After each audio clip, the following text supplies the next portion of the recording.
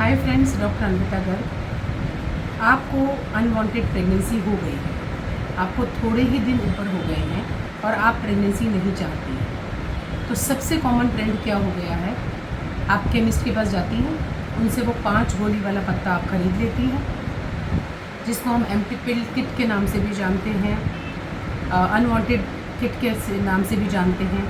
आप उसको लेती हैं, घर आकर उसको खा लेती हैं। जैसे भी केमिस्ट बताता है कि एक गोली आप आज खा लो, बाकी गोली आप कल खा लो, ऐसे करके आप उस 5 गोली वाले पत्ते को खा लेती हैं। और उसके बाद मोस्टली इनकम्प्लीट एबॉर्शन में जाकर फिर आप सफाई के लिए डॉक्टर के पास जाते हैं। आपको महीना भी आ जाता है, पीरियड्स भी आ जाते हैं, फिर भी वो साफ़ नहीं हो पाता है। सवाल यहाँ पे एबॉर्शन का नहीं है कि आपने वो जो दवाई खाई वो गलत या सही। दवाई तो वो सही हो जाती है, लेकिन उसमें समस्या सबसे बड़ी ये आ जाती है, जो कि ज़्यादातर औरतें इस बात को नहीं समझ पाती हैं कि जब भी आप प्रेगनेंसी एबॉर्ट करवाना चाहती हैं, चाहे वो 4 या 5 दिन ही ओवरड्यू है आपकी, आप बिना अल्ट्रासाउंड के दवाई मत खाइए। अक्सर हमारे पास पेशेंट आके कहती है, मैडम 3-4 दिन तो चढ़े थे, उसमें क्या पता चल जाता, इसलिए हमने दवाई खा ली। नहीं, आप ये मान के चलिए कि 100 में से कम 2 से लेकर 5% तक जो बच्चा है वो आपकी बच्चेदानी में ना हो कि ट्यूब में भी हो सकता है, जिसको कि हम एक्टोपिक प्रेगनेंसी कहते हैं।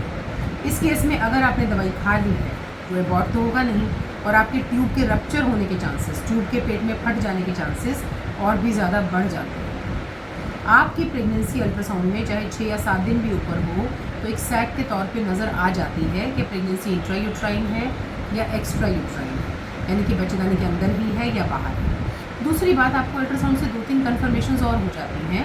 पहली तो ये कि आपको सिंगल प्रेगनेंसी है या सैक डबल तो नहीं है, ट्विन प्रेगनेंसी तो नहीं है। सेकंड कि आपको एक्चुअली कितने वीक्स की प्रेगनेंसी है। कई बार पेशेंट का अंदाज़ा गलत निकल आता है, वो सोचता है मुझे 5-6 दिन ही है, लेकिन कई बार प्रेगनेंसी प्लस माइनस हो सकती है, ज़्यादा दिनों की भी हो सकती है। तो जब आप दवाई लेंगी आपको बहुत नुकसान करेगा। एक और बड़ी इंपॉर्टेंट चीज़, जो लोग प्रीवियस सिजेरियंस होते हैं, जिनके बच्चे पहले ऑपरेशन से हुए होते हैं, उनके केस में एक और कॉम्प्लिकेशन हो सकती है, और वो ये है कि आपकी प्रेगनेंसी स्कार एडहेरेंट हो, यानी कि आपके टाँके के ऊपर चिपकी हुई है। उस केस में आप बहुत ओवरटली ब्लीड करेंगी, शॉक में जा सकती हैं और बहुत सीवियर एब्डोमिनल पेन में जा सकती हैं। ये जो 5 गोली का पत्ता है, ये एबॉर्टिव पिल का पत्ता है, ये डेफिनेटली एबॉर्शन के लिए ही यूज़ होता है। लेकिन आप इसको प्लीज़ किसी केमिस्ट से डायरेक्ट जाके ना खा के एक बार अपने डॉक्टर से लीजिए। डॉक्टर देते हैं ये मेडिसिन, लेकिन वो एक बार आपको अल्ट्रासाउंड करके चेक करके देंगे तो आप सेफ्टी जोन में रहते हैं। अभी रिसेंटली भी 2 से 3 दिन पहले टाइम्स ऑफ इंडिया में ये आर्टिकल बहुत बड़ा छपा है कि आप ये पिल्स डायरेक्ट केमिस्ट से लेके मत खाइए। इसमें कॉस्ट फैक्टर बहुत ज़्यादा नहीं होता है, क्योंकि सिर्फ आपका एक अल्ट्रासाउंड का कॉस्ट बढ़ता है, अदरवाइज़ डॉक्टर की फ़ीस और मेडिसिन के चार्जेस तो वही रहते हैं। बट आप सेफ हैंड्स में रहती हैं, क्योंकि अगर आपको कहीं एक्टोपिक प्रेगनेंसी है तो ये पेट में फट सकता है। अब मैं आपको बताती हूँ एक कॉमन कॉम्प्लिकेशन जो हम हॉस्पिटल्स में देखते हैं। कई बार अनमैरिड गर्ल्स किसी को बताने के डर के चक्कर में अगर कंसीव कर गई हैं तो वो भी जाके डायरेक्ट क्या करती हैं, दवाई खा लेती हैं। अब मान लो आप अनमैरिड हैं, आप गलत रिलेशनशिप में थी, आपने अबॉर्ट कराया है, दवाई खा ली है। आप सोचिए, आपको ब्लड ग्रुप तक नहीं पता होता है अपना, क्योंकि अगर आपका ब्लड ग्रुप भी RH नेगेटिव है तो आप चाहे अबॉर्शन कराएं चाहे डिलीवरी, आपको NTD का इंजेक्शन लगना भी बहुत इंपॉर्टेंट होता है, ताकि आपकी आगे की प्रेगनेंसीज ख़राब ना हो। लेकिन इन सब जानकारियों के ना होते हुए आप सिंपली ये सोचती हैं कि बस जाएँ और ये दवाई का पत्ता हम खा लेती हैं तो हमें अपने आप क्लीन हो जाएगा।